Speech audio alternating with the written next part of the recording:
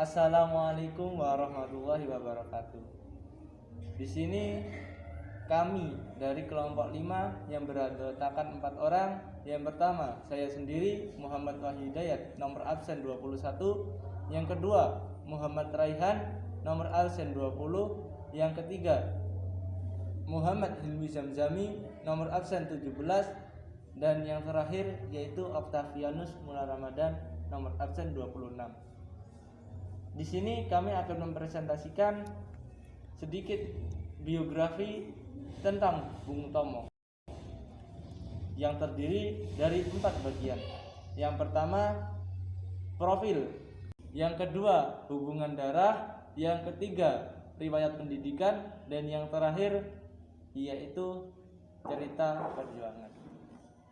Pertama yaitu profil. Bung Tomo memiliki nama asli Sutomo.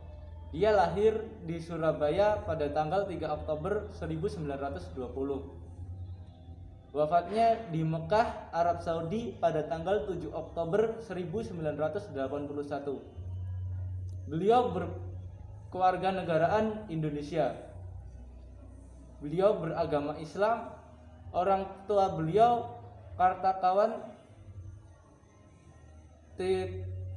Titowijojo sebagai ayah, Subastita sebagai ibu.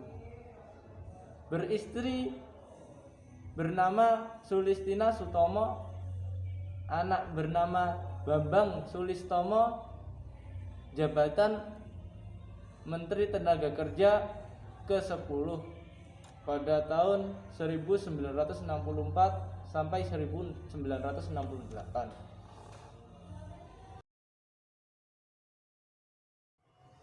Ayah Bung Tomo.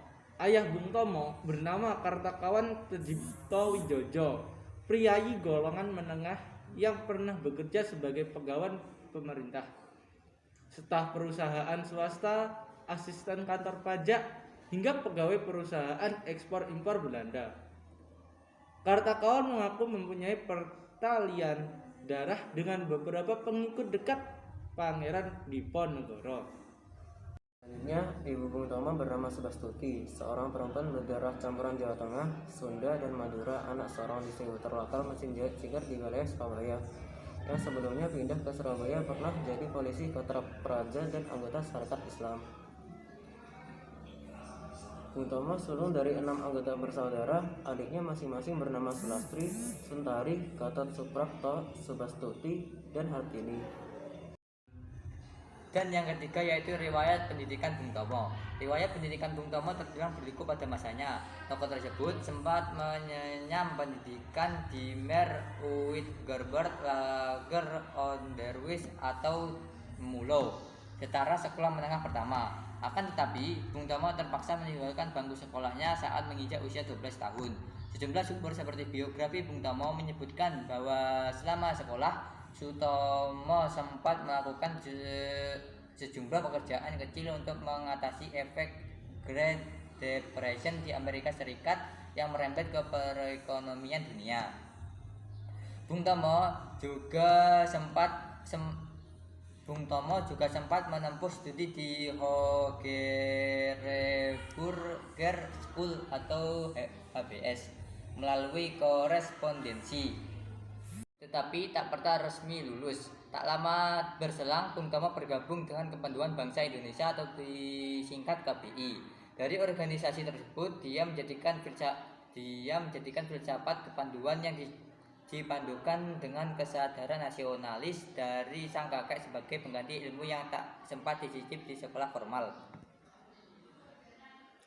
Ketika menginjak 17 tahun, Bung Tomo semakin terkenal. Pasalnya, dia jadi orang kedua yang berhasil mencapai peringkat di Pandu Garuda di Hindia Belanda. Sementara saat Jepang mengambil alih Indonesia pada 1942, peringkat tersebut hanya dapat dicapai 3 orang asal Indonesia.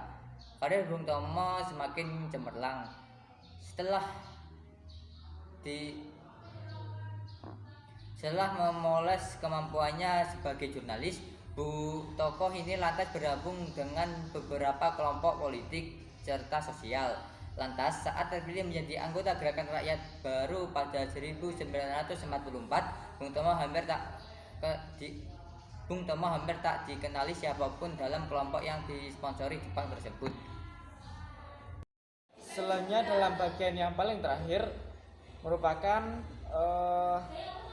kisah perjuangan Bung Tomo, sang orator ternama dalam pertemuan Surabaya. Pengalamannya dalam berorganisasi membuat Bung Tomo siap saat menjadi pemimpin yang menggerakkan sekaligus membangkitkan semangat warga Surabaya, terutama pada Oktober hingga November 1945. Pada saat itu Surabaya mendapatkan serangan brutal dari tentara-tentara Nika. Untuk menjaga kekuatan, Bung Tomo lantas menyampaikan seruan-seruannya yang berkobar lewat siaran radio.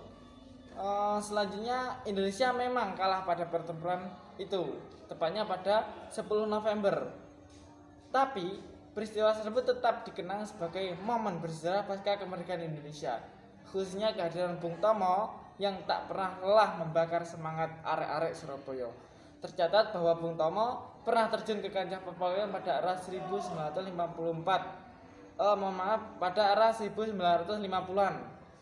Hanya saja karirnya tidak bagus dan membuatnya tak bahagia, sehingga Bung Tomo memilih mundur ketika Soeharto menggantikan pemerintahan Soekarno.